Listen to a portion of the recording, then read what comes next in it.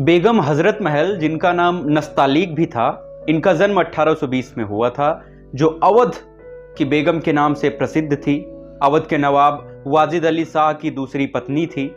अंग्रेजों द्वारा कलकत्ते पर अपने शौहर के निर्वासन के बाद उन्होंने लखनऊ पर कब्जा कर लिया और अपनी अवध रियासत को बरकरार रखा था। अंग्रेजों के कब्जे से अपनी रियासत बचाने के लिए उन्होंने अपने बेटे नवाबजादे बिरजिस कद्र को अवध के वली शासक नियुक्त करने की कोशिश की थी, मगर उनका शासन जल्द ही खत्म होने की वजह से उनकी ये कोशिश असफल रह गई। उन्होंने 1857 की भारतीय विद्रोह के दौरान ब्रिटिश ईस्ट इंडिया कंपनी के खिलाफ विद्रोह किया।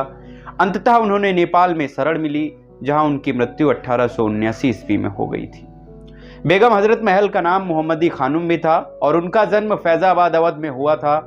वो पेशे से एक तवायफ थी और अपने माता पिता द्वारा बेचे जाने के बाद ख्वासीन के रूप में शाही हरम में उनको लिया गया था। तब उन्हें शाही अधिकारियों के पास बेचा गया और बाद में वे परी के तौर पे पदोन्नति हुई और उन्हें महक परी के नाम से जाना जाता था। अवध के नवाब के शाही रखैल के तौर पर स्वीकार की जाने वाली बेगम का खिताब बेगम हजरत महल को हासिल हुआ और उनके बेटे बिरजिस कद्र के जन्म के बाद उन्हें हजरत महल का खिताब दिया गया था। वे आखिरी ताजदर ए अवध वाजिद अली शाह की छोटी पत्नी थी। अंग्रेजों ने अवध पर कब्जा कर लिया था और वाजिद अली शाह को कलकत्ते में निर्वासित कर दिया था। कलकत्ते में उनके पति निर्वासित होने के बाद बेगम हजरत महल ने अवध रियासत के राजकीय मामलों को संभाला। आजादी के पहले युद्ध के दौरान 1857 से 1858 तक राजा जयपाल सिंह की अगुवाई में बेगम हजरत महल की हामियों ने ब्रिटिश ईस्ट इंडिया कंपनी के खिलाफ बगावत की। बाद में उन्होंने लखनऊ पर फिर से कब्जा कर लिया और उन्होंने अपने बेटे बिरजिस कद्र को अवध के वली शासक घोषित कर दिया। बेगम हजरत महल की प्रमुख शिकायतों में से एक ये भी थी कि ईस्ट इंडिया कंपनी ने सड़कें बनाने के लिए मंदिरों और मस्जिदों को आकस्मिक रूप से ध्वस्त कर दिया था। विद्रोह के अंतिम दिनों में जारी की गई एक घोषणा में उन्होंने अंग्रेज सरकार द्वारा धार्मिक आजादी की अनुमति देने के दावे का मजाक उड़ाया। जब अंग्रेजों के आदेश के तहत सेना ने लखनऊ और अवध के अधिकांश इलाके पर कब्जा कर लिया तो हजरत महल को पीछे हटने के लिए मजबूर होना पड़ा।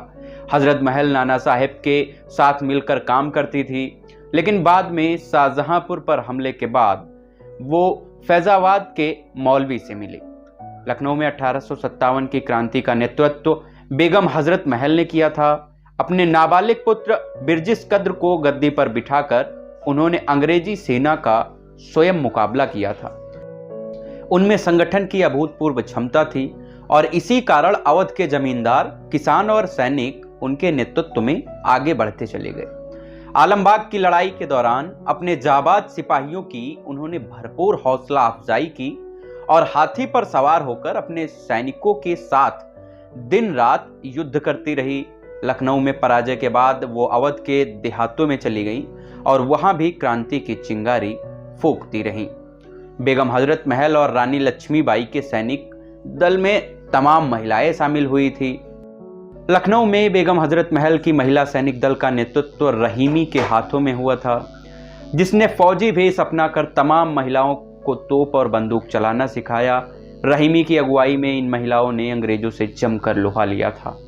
लखनऊ की तवायफ हैदरी बाई के यहाँ तमाम अंग्रेज अफसर आते थे और कई बार क्रांतिकारियों के खिलाफ योजनाओं पर बात किया करते थे।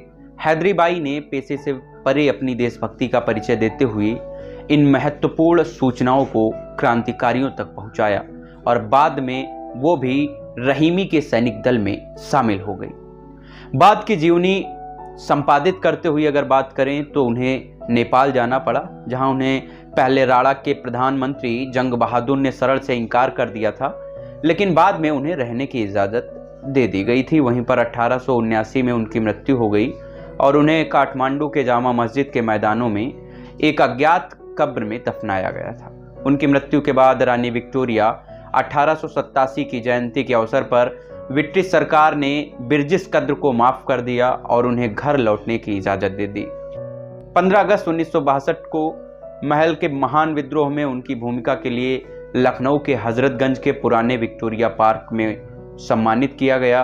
पार्क के नामकरण के साथ एक संगमरमर स्मारक का निर्माण किया गया था, जिसमें अवध शाही परिवार के शस्त्रों के कोट को लेकर 4 गोल पीतल के टुकड़े वाले संगमरमर के टैबलेट शामिल थे। पार्क का उपयोग रामशिला दशहरा के दौरान, साथ ही लखनऊ महोत्सव, लखनऊ प्रदर्शनी के दौरान किया जाता है।